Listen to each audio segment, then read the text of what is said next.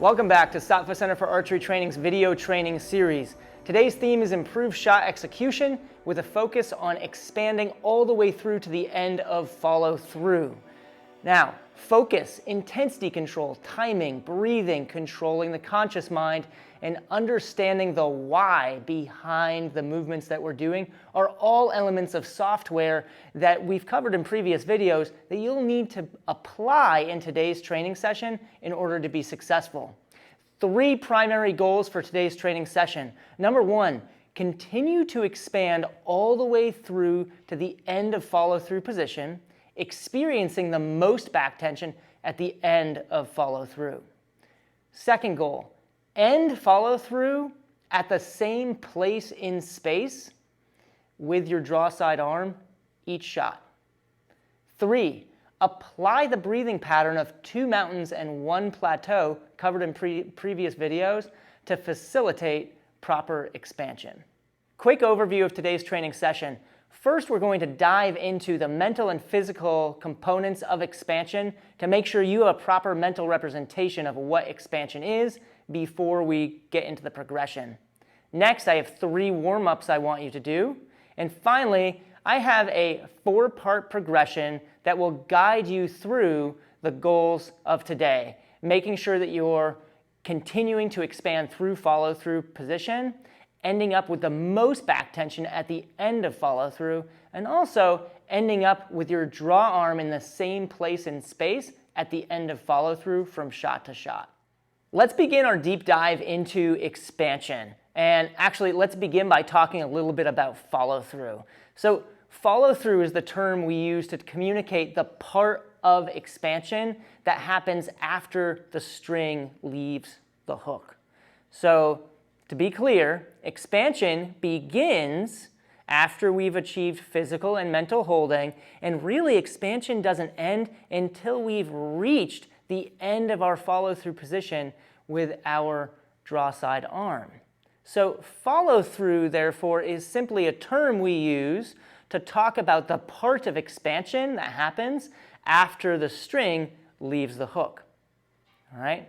Now, on to expansion. Expansion is an internal and invisible movement that is facilitated by an increase of blood pressure. And that blood pressure increases because we're holding our breath for that 3 seconds that we talked about in the 2 mountains and 1 plateau breath cycle covered in previous videos. Now, this internal expansion that's caused by the increasing blood pressure, all right, shifts barrel of the gun towards the target ever so slightly as our focus is on increasing back tension by directing land 2 parallel with the shooting line in the direction of our final follow-through position. Now, as I've said, expansion begins once physical and mental holding is found, and expansion wants to continue all the way through to the end of follow-through position. Expansion must end in the same place in space every single shot with the same amount of force. Now, that brings us to release. Release wants to be subconscious. We do not want our focus on the hook hand. We want our focus on getting to the same position at follow-through with the same amount of back tension, shot to shot to shot. And that same amount of back tension wants to be the most amount of back tension that we've experienced yet in the shot process. To recap, the rising blood pressure we experience as a result of holding our breath during the 2 mountains, 1 plateau breath cycle, and our single-minded focus on reaching the follow-through position with the most amount of back tension yet is what facilitates the internal and invisible movements that we call expansion. First, move your feet about shoulder width apart and tuck your hips under to engage your glutes. Engage your abs and maintain a neutral spine. Keep your chin tucked and elbows locked for all of these progressions. Rather than slide your scapula directly towards your spine, try moving it down and towards the spine during the retraction. This is also called a depression. For the protraction, feel the shoulder blade move away as far from your spine as possible. Go slowly, a little bit more slowly than you see here, and do 12 reps of each step in the progression, or stop at whatever step is your maximum ability. The first progression we'll go through is this standing progression of protraction and retraction. The second step will be getting onto our hands and knees and then doing the protraction and retraction.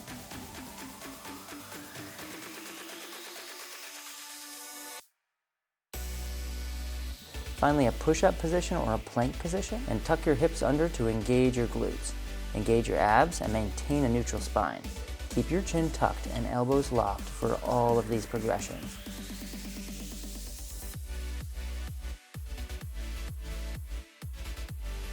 And then one arm protractions and retractions, if you can.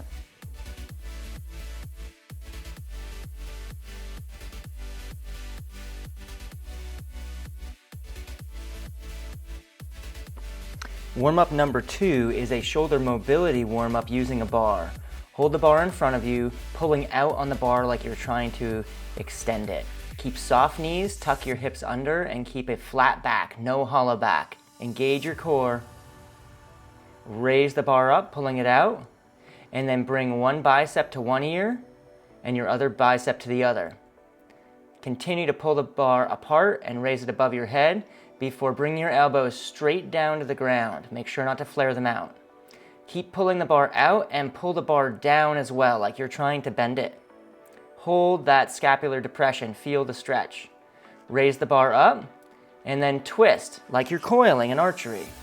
Twist one way, then twist the other, keeping the glutes and quads engaged, keeping the core engaged. When you lower the bar like this, push the bar together instead of pulling it apart. Then repeat that cycle. Begin pulling the bar apart, raise it, bicep to ear,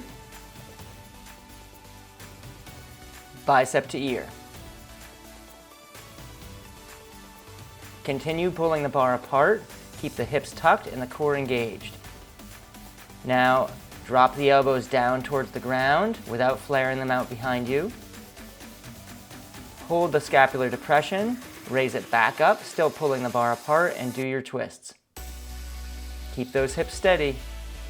That side was a little bit better on me. For the final warm-up, you'll need to lie in the prone position on a bench. Face your palms towards your feet, thumbs will face down. Bring your arms, one arm to about 120 to 145 degree angle, so maybe your elbow is about level with your ear. So your arms won't be 90 degrees to your body. As you raise one arm, synchronize rotating your spine to follow the raising arm. Hips will remain as flat as possible against the bench, and your other shoulder will remain against the bench. If needed, grab the leg of the bench to help stabilize yourself like this. Do both sides, 12 repetitions on each side. Part 1 of today's 4-part progression is an activity I created called Snakes and Scorpions. The goal of this activity is to continue to expand and build back tension and continue to feel connected through expansion all the way to the end of follow-through. So let's talk a little bit about the name of this activity and what I'll have you be doing. Snakes. Snakes are loosey-goosey. If you pick one up, they drape over your hand. You take a big one and put it over your shoulders. It's just going to drape everywhere. That loosey-goosey way of being is not how we want to be during really any part of the shot cycle, particularly when we reach the end of follow-through or during expansion. Scorpions, on the other hand, have this exoskeleton, and that exoskeleton is incredibly strong, and it is this shell that connects their entire body on the outside. All right? And that strength and connectedness is something that we certainly want to feel at the end of follow-through position as a result of proper expansion. In addition, the scorpion has that curled tail, and that curled tail is somewhat like what our draw side arm wants to be like at the end of follow-through position. Still curled up, we don't want to let it fly open like this. So in this activity, I want you to end follow-through with more back tension than at any other point during the shot cycle. I want you to finish follow through as if a scorpion exoskeleton just grew over you, helping you maintain connection from your bow side all the way through your draw side. Shoot 6 ends of 3 arrows at any distance and use this chart to rate each shot based on how it felt at the end of follow through. Did it feel loosey-goosey like a snake, or did it feel strong and connected like the exoskeleton of a scorpion? One cue that you can use during this activity, as you are expanding, think of finishing follow through and the cue SCS, strong and connected like a scorpion. SCS, strong, connected, scorpion. That's how I want you to be during expansion and at the end of follow through. If this is your first time doing this activity, aim to have 75% or more of your shots, that's 13 to 14 arrows, fall into the strong and connected like scorpion category. Now, here's a note. Make sure you use the breathing cycle, particularly the 3 seconds of holding the breath, to facilitate expansion. Describe how your shots feel differently now compared to before. When do you feel like you have the most back tension in your shot? What percentage of your shots felt strong and connected like a scorpion? Part 2 of today's 4-part progression is called Rainbow Zones. The goal of Rainbow Zones, end follow through in the same place and space each shot. Here's how you're going to do it. First, you're going to need a video recording device, maybe a tablet or a phone, and that device is going to need to be stable and in the exact same location. Even if you were to pick it up and move it around, it needs to go back in the same exact spot, same angle and everything. 2, you're going to need a background prop with horizontal striations on it called zones in this activity, and you'll need to place this prop behind your draw side arm, but so that it's still visible to the camera. So it'll be camera, you, and then a background prop somewhere in here if you were shooting in that direction. All right? Now, I've created something like this with 2-inch stripes, but you could put a giant sheet of graph paper behind you. These could just be drawn on with markers, maybe with numbers in the different zones. So you can keep this really simple, or you can get a little fancier like this. Now, the only reason why this one is so tall is to accommodate a wide range of heights of archers. Use tape on the floor to mark where your feet are, because you'll want to make sure your feet get into the same location after retrieving your arrows. For today's Rainbow Zone activity, I'm going to have you shoot 1 end of 6 arrows while recording with your video recording device. Next, observe the video using the Rainbow Zone prop that's behind your draw side arm to identify where your draw side arm is ending up at the end of each shot, at the end of follow through position. All right? Next, record on a piece of paper and reflect on where is your draw side arm ending up from shot to shot to shot? Is it in a fairly consistent location, or is there some margin of inconsistency? And then reflect on what singular focus you have present with the shots that you're showing the greatest amount of consistency, or maybe the shots where you feel the most connected or the most amount of back tension at the end of follow through. All right?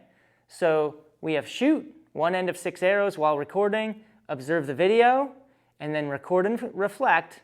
And then finally, you're going to go shoot again, another end of 6 arrows, and apply what you just learned by watching the video. You're going to repeat that cycle 3 times for a total of 18 arrows. And each time, each end of 6 arrows, I want you to get more and more consistent.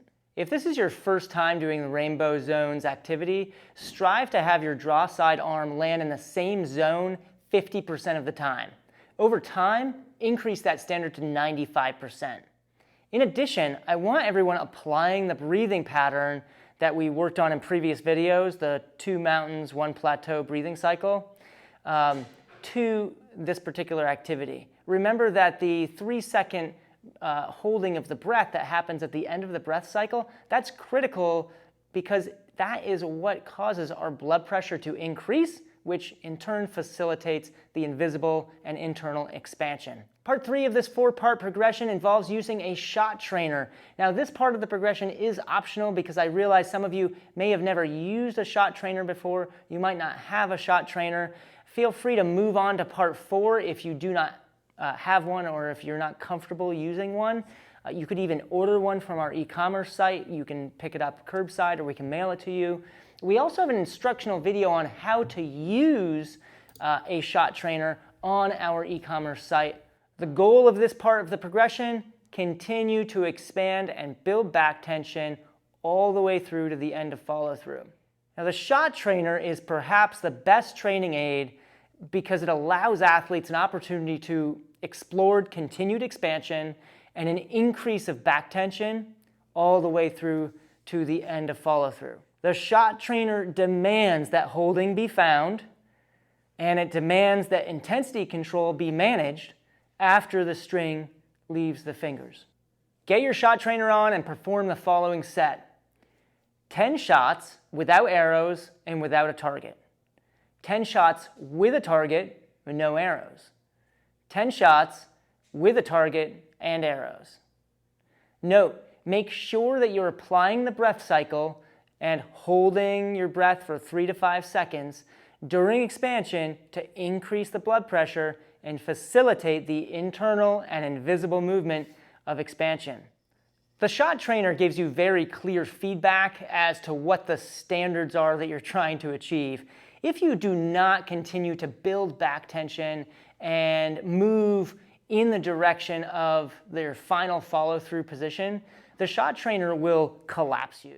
Part 4, Rainbow Zone plus Snakes and Scorpions. The goal of this part of the progression, end follow through with the draw arm in the same position in space and also with the most back tension at the end of follow through consistently from shot to shot to shot. Shoot 6 ends of 6 arrows using the following criteria. 2 arrows at 9 meters, 2 arrows at 13.5 meters approximately, 2 arrows at 18 meters. You have a 4-minute time limit, and then go ahead and retrieve. You're going to repeat that pattern 6 times for a total of 36 arrows. The standard I want you to use to assess your progress during this activity, I want you to feel connected bow side to draw side, strongest at the end of follow through, and feel like you're consistently getting your draw arm to the same place in space at the end of follow through. I want you to do that on 27 out of the 36 arrows. So that's about 75% of the shots that you'll be meeting that standard on. Great work today, everybody. I have a few questions that I'd like to leave you all with. Number 1, how would you describe expansion? 2, what facilitates the internal and invisible movements of expansion? 3, when does expansion end? And when does follow through begin? I'll give you a hint, there is an overlap. 4, what were you focused on today when you got to the end of follow through feeling the most connected and the strongest, like a scorpion? 5, how does the process of shot execution feel now? Thank you for continuing to tune in to this video training series. Next week, we're going to continue to look at expansion. Specifically, we're going to use clickers, and we will explore intensity control and also learn about the archer's disc. See you next week.